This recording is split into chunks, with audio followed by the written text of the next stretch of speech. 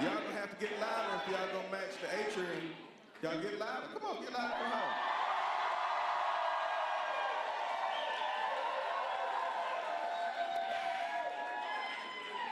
You all with me? Secretary Clinton was so nice. She was so nice that she stopped in the atrium. And so when you all get home tonight, I don't know what speech she's getting ready to give right now, but the speech she gave in the atrium was amazing. Give her a big round of applause.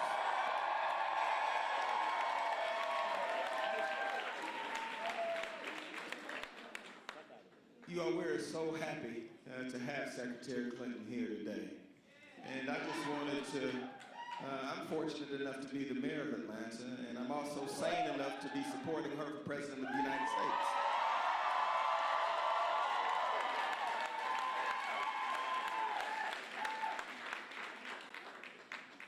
We're excited because today is the last day of the early voting. And so the phones that you're using to take photos with, I also need you to tweet, IG, and Facebook that today is early voting, and I need for you, I'm a little bit off that, IG.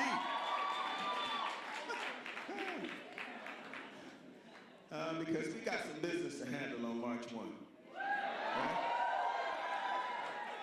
And the business we have to handle is to make sure that we deliver Georgia's delegates to the woman who's standing by my side.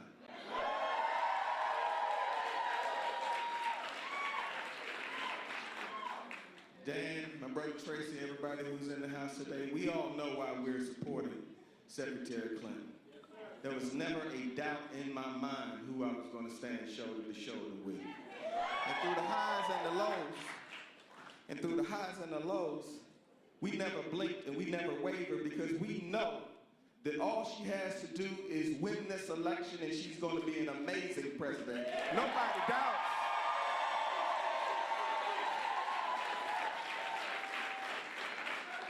So there's talk about the campaign.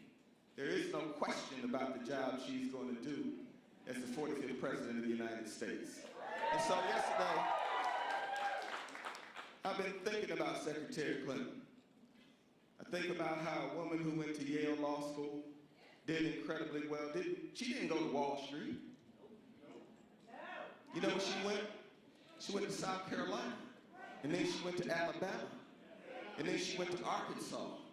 Her life has been helping other people, so I don't know how anybody has gotten it confused. Right?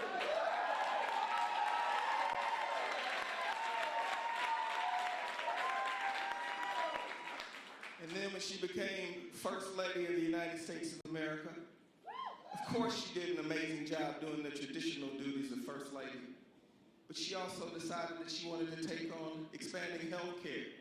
And so Hillary Care was before Obamacare.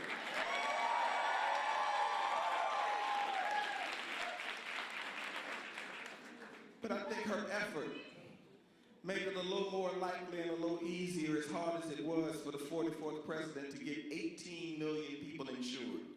And you all know I believe in helping Democrats. And again and again and again, that's exactly what she has done. And when folks talk today about where we are and why we should be with Secretary Clinton, I want you all to remember the hard-fought campaign that we had in 2008. And I want you to recall in your mind, after putting 17 million broken pieces of shattered ceiling, is that what you used to say? Other people, Dan, could have went home and sat down and moped. But she recognized that Barack Obama should be the president of the United States, and she went and she got on her walking shoes, and she helped Barack Obama become president of the United States.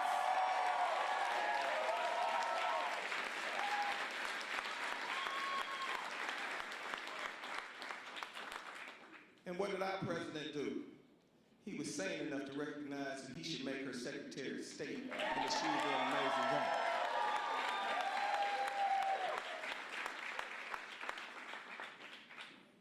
And then fast forward to 2011, Michelle. We had President Obama here, Dan, Tracy. Sarah. And we remember being in the Hyatt with President Obama when he was in the thick of it. And our friend who's also running for the Democrat nomination said President Obama should have a primary. You all, the President Barack Obama had a primary in 2011. We'd be trying to figure out who's running against Mitt Romney. See, I'm telling you, she didn't get to tell it, but she knows I will tell it. And then as she served him as Secretary of State, so many of you all in the room were there when President Clinton stood on that stage in Charlotte. And you all remember the quote, "Not even I could have fixed this economy." And I believe that that was a turning point for Barack Obama being reelected as President of the United States. You can't question this woman's heart and her commitment and her credentials and her passion and her love of country.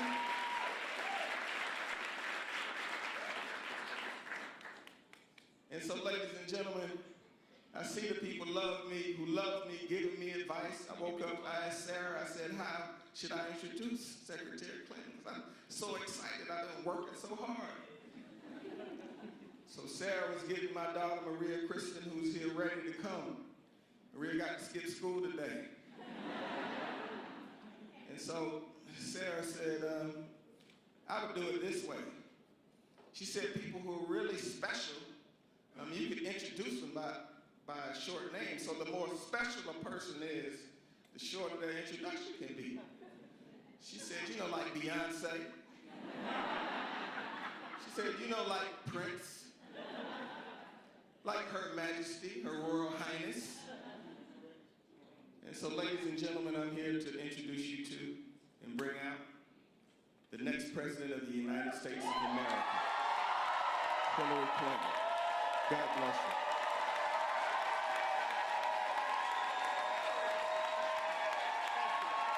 Thank you so much. Wow. Thank you. I am so happy to be in Atlanta. Thank you all. Thank you so very much. And I want to thank the mayor for his great leadership of this great American city, and I also want to thank him for all the work he's doing on my behalf. I don't know if you've had a chance to see him on television, but boy, has he been terrific and raising all those issues and pointing out all the differences. Mayor, thank you for everything. I want to express my appreciation to everybody who's here, City Council, President Mitchell, all of the members of the administration and everyone associated with City Hall. It's a treat to be here in Atlanta, to have this opportunity to thank you, thank all of you who are already working hard for my campaign, to encourage everybody to go early vote today, the last day of early voting, and to ask each and every one of you to do what you can to make sure everybody else votes on Tuesday, Super Tuesday. The primary here in Georgia will be so consequential. This election has such high stakes. I think you know that. I believe with all my heart it's one of the most important elections we've had in a really long time. I want to build on and make sure the progress President Obama has made is secure, is defended, and we go even further because he has built a good foundation for us to stand on. I am running for president to knock down every barrier that stands in the way of every American living up to your God-given potential, going as far as you can. Because I believe America can't fulfill its potential until we make it possible for every American to fulfill his or her potential. And I need your help. I want you to be part, not just of this campaign, but make that the mission, if I am so fortunate enough to be your president, that we will work on every single day. We need to tear down the economic barriers. They are still too many and too high for folks who want to get ahead. We need more good-paying jobs so incomes can rise again. We need to be sure we're making investments here in Georgia and across America that will make us more prosperous and stronger. That's why I've said, let's invest in more infrastructure jobs, a fast-growing city like Atlanta, as well as other places in Georgia and throughout America. Let's get those bridges, those tunnels, those roads, those ports, those airports up to world-class standards. And while we're at it, let's make sure that no city ever suffers what Flint, Michigan has suffered. It is an outrage that the people of Flint, city of 100,000, mostly poor and mostly African American, was drinking and bathing in lead-contaminated water for nearly 2 years. And I gotta tell you, there's more than one Flint in America. What on earth is more important than making sure babies have clean water, that people have clean air? So when I think about knocking down barriers, we need to knock down the barriers of indifference. Because what happened to the people in Flint was because the governor of Michigan wanted to save money, and he subjected those children and those families to the poison that comes from lead. So we've got infrastructure work to do. We also can bring back manufacturing. I want us to change the tax code so we actually reward businesses that invest in America instead of sending jobs overseas. I also know that we can combat climate change by more clean, renewable energy jobs to make America the 21st century clean energy superpower. That is one of my biggest goals. 500 million more solar panels deployed by the end of my first term. Enough clean energy to power every home by the end of my second term. Some nation is going to lead the way. Now that we've got the Paris Agreement that President Obama negotiated, there's going to be a lot of nations figuring out how we can try to not only deal with climate change, but have jobs and have new technology that can be exported. I think it's going to be either Germany, China, or us. It needs to be us. And I need you to stand with me to create that new future. And while we grow the economy, let's not forget small business. Small business creates most of the jobs in America. My dad was a small businessman. I want us to unleash small businesses, especially for young people, young entrepreneurs, people who want to have the opportunity to start something. And we also have to make our economy fairer. Let's raise the minimum wage. It is a poverty wage. 35 million people deserve a raise. Let's provide incentives so that businesses that are profitable will actually share those profits with the employees all the way up and down, not just those at the top who help make them profitable. And it is way past time for us to guarantee equal pay for women's work, don't you think?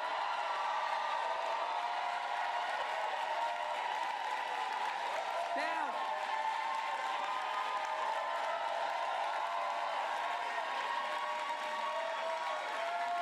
I think you agree, right? I gotta tell you, thank you. You know, I was in Nevada, and I was doing a town hall, and I called out a young girl, and she stood up and she said, "If you're the girl president, will you make the same money that the boy presidents have?" I had to think for a minute. But I said, yeah, I think so.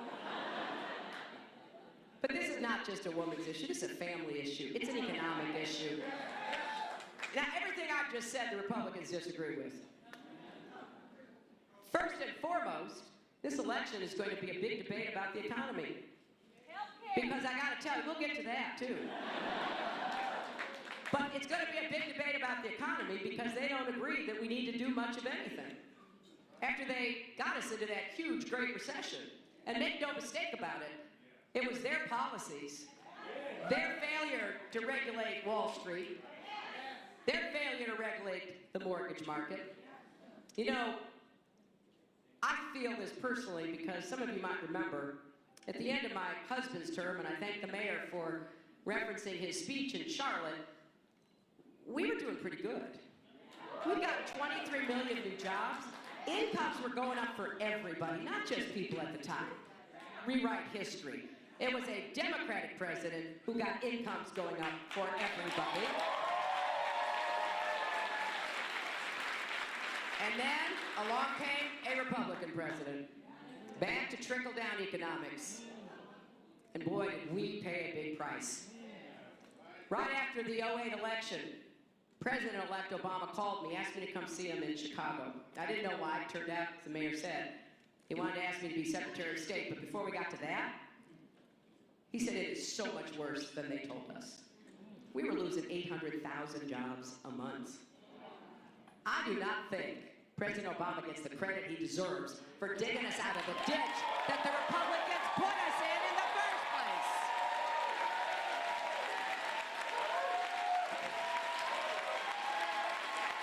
So, I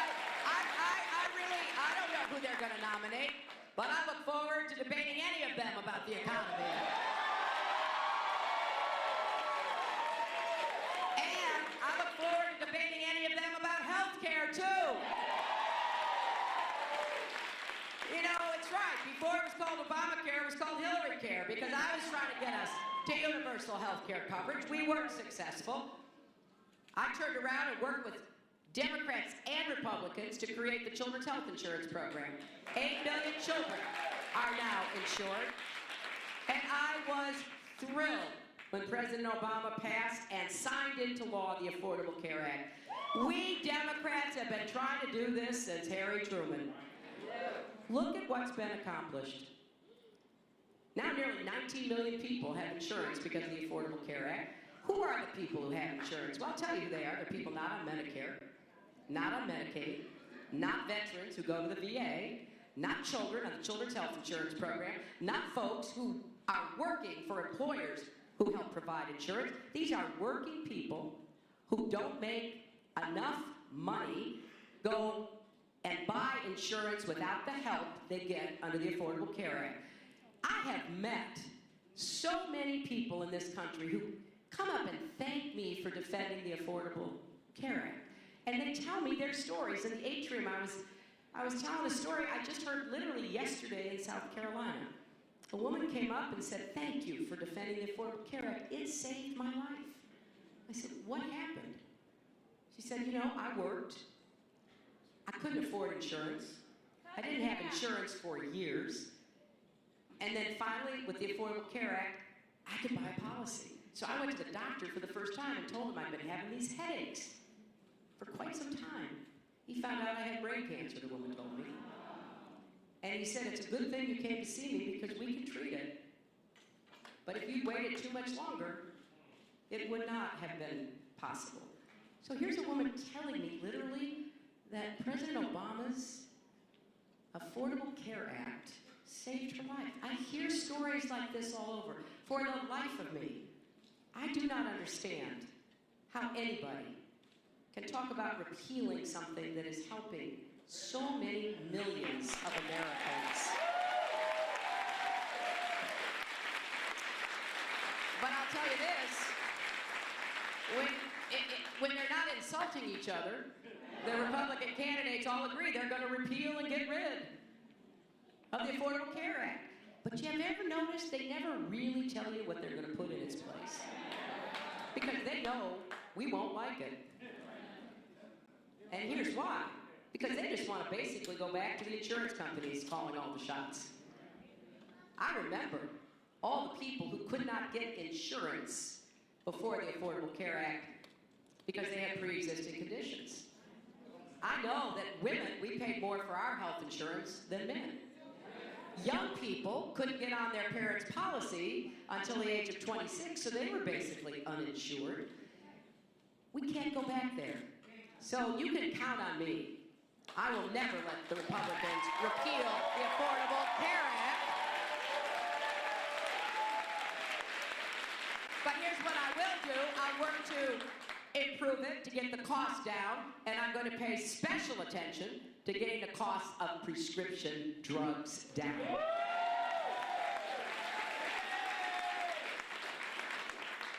We also have to pay attention to education.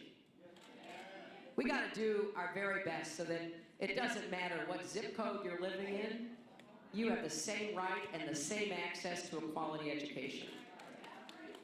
I was in a part of South Carolina which is bordering on both sides I-95. There was a documentary about this part of South Carolina a few years ago. It was called The Corridor of Shame, because the schools are so bad. They are falling apart. They don't have enough equipment. They don't have enough teachers. The Supreme Court of South Carolina said, you got to fix this. The legislature, they have yet to fix it. As president, I'm going to do everything I can to really help poor schools, poor districts that serve predominantly low-income kids to have the same opportunities that we take for granted for our children.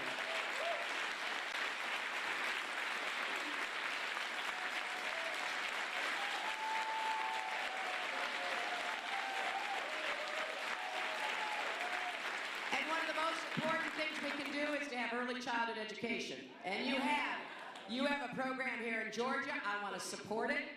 I want to make sure it's working. We now know 80% of your brain is formed by the age of 3 physically. So we got to help parents know they are their child's first teachers. We've got to support them in doing what they can to better prepare their children. And then let's make college affordable again.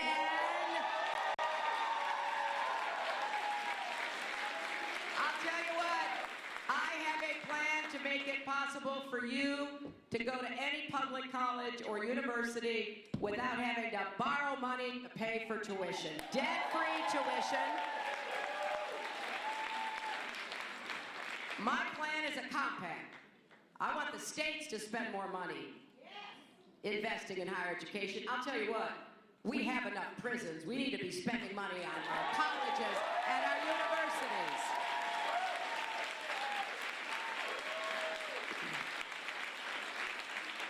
And I am particularly committed to supporting historically black colleges and universities, public and private. They have performed a great service to the nation by the people who have been educated going back so far. I want that to continue, and I want people to have a choice. I do expect young people who get debt-free tuition to work 10 hours a week, because I believe it's important to be committed and to make that investment in your own education. Now, I differ with my opponent who talks about free education for everybody. I am not going to ask you to contribute your tax dollars to send Donald Trump's youngest child to college. People who can afford it should have to pay. So I have a difference there. I want to focus on middle-class families, working families, and poor kids who deserve that help to be able to invest in their futures. And we also have to get the cost of debt under control. Too many young people are going into debt to get their education. We need to refinance the debt. I'll tell you, it makes no sense at all. You can refinance your house payment. You can refinance your car payment. Corporations can refinance their debt, and we prohibit young people and their families from refinancing student debt. I literally have met students who are paying 8, 9, 10, 11, 12. I was in Sumter, South Carolina at Morris College 2 days ago. I met a young student who has an interest rate of 13%. Now, we have not had interest rates like that for a really long time. So students and their families, in my humble opinion, to use a very diplomatic term, are being ripped off. And we're going to move you into contingency repayment programs so you pay as a percentage of your income. Because when I went to work for the Children's Defense Fund out of law school, I had debt, and I paid it back as a percentage of my income, which was like $14,000 a year. I couldn't have afforded very much, but I was able to pay it back. So I'm going to get this debt issue under control. I'm also going to put a date certain. If you pay on your debt, you are going to have an end point. You know, for some size debts, it may be 10 years, for others 20 years, but we're going to end it because I want you to get on with your lives. I want you to have a future free of that burden of debt hanging over your head. So there's going to be a lot to talk about, and that's why I need your help. There's a long list of issues that I disagree with the Republicans on, as you might guess. Not because I'm a Democrat, although obviously I am. It's because I'm an American, and I believe a lot of what they are promoting is bad for our country.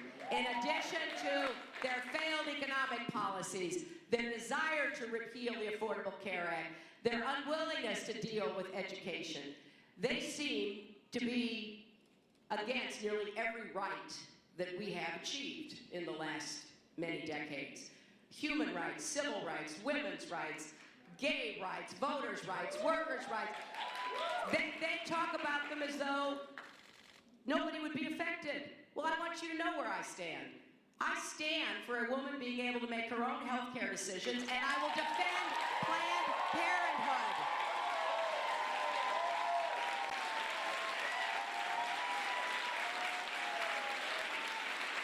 I am going to defend voting rights and take on every other vestige of systemic racism.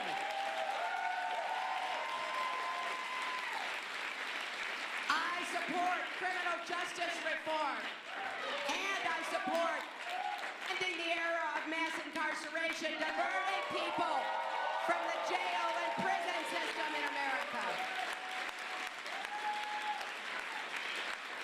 I will defend marriage equality, and I will work to end discrimination against the LGBT community. I will work to reverse Citizens United, one of the most corrupting, pernicious Supreme Court decisions,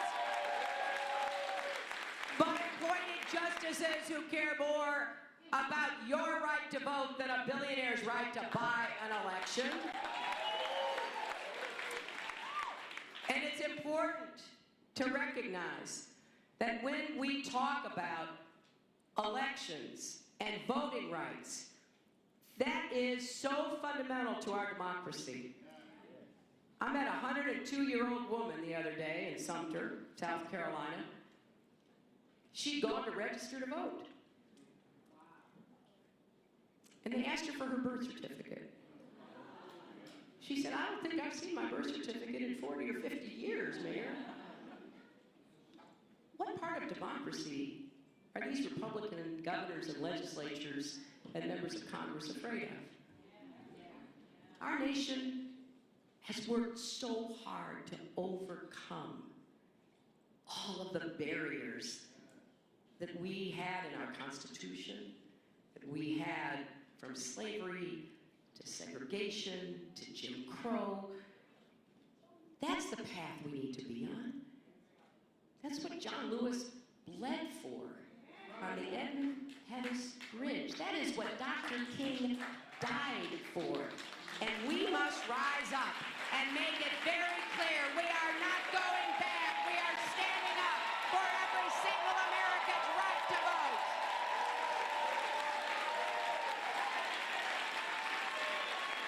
Now, there are a lot of other things. There are a lot of other things we're gonna argue about in this campaign, but I'll tell you one more, and I see that sign back there. Yeah! I'll tell you. We've got to do something about the epidemic of gun violence in America. Look, I know how politically charged this is. I get it. I saw your legislature is going to let people carry guns on college campuses. And you know, the argument they always make, you've heard it, is, you know, it takes a good person with a gun to stop a bad person with a gun. You're sitting in a movie theater and somebody opens fire on you. Your child, your first grade child goes to school and somebody massacres those children and some of their teachers.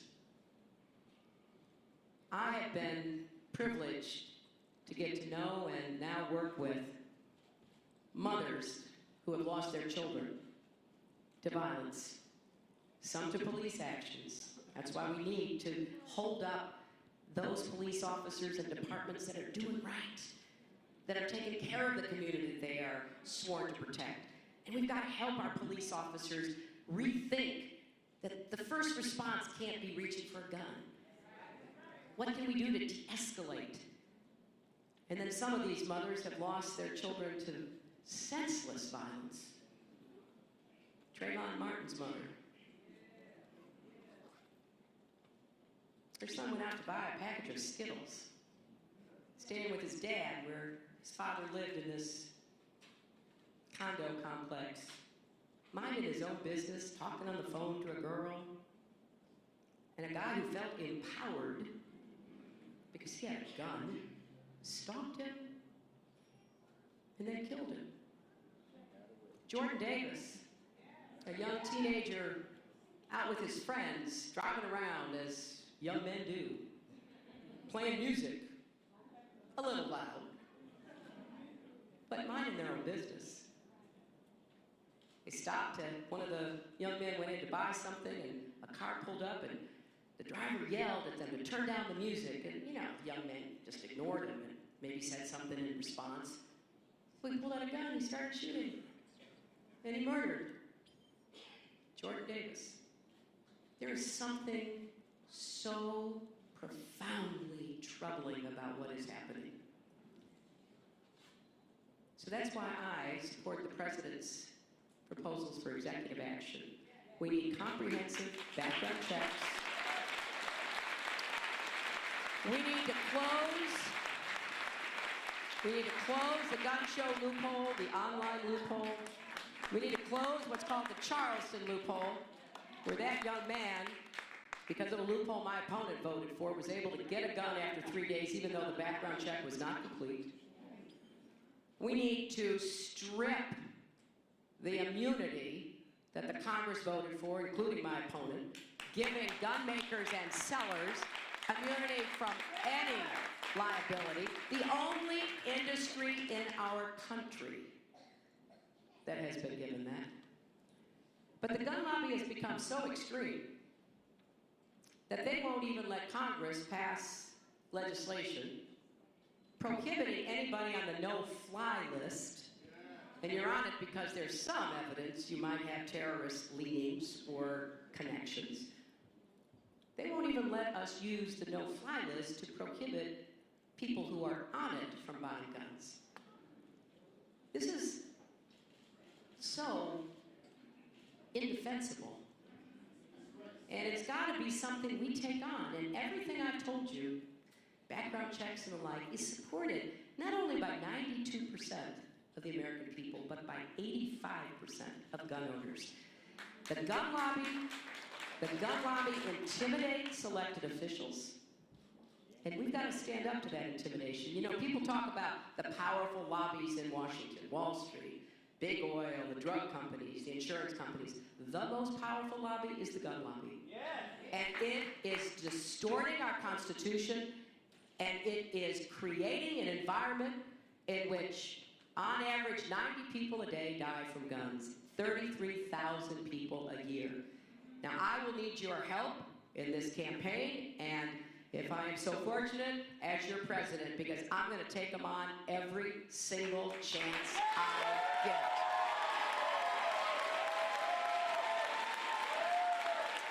So, my friends, thank you. Now, let me ask you, I need your help. I need your help in the campaign. I need your help on Tuesday. I need you to convince as many other folks as you can to get out and vote either today or on Tuesday, because I want to tell you that if I am your nominee, I'm going to do everything I can, and I will back to try to make sure Georgia begins moving toward the Democratic blue. Please help me. Thank you all. God bless you.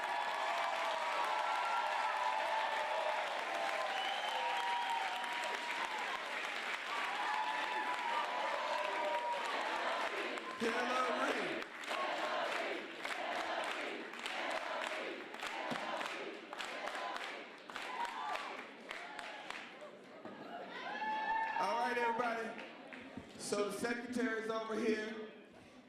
President Obama was running in 2012. We'd be on conference calls, and Senator Harry Reid would get on the phone, and he would say, don't worry about Nevada. Well, today we're standing in the City Hall of Atlanta, and we're telling Secretary Clinton, don't worry about Georgia. God bless you.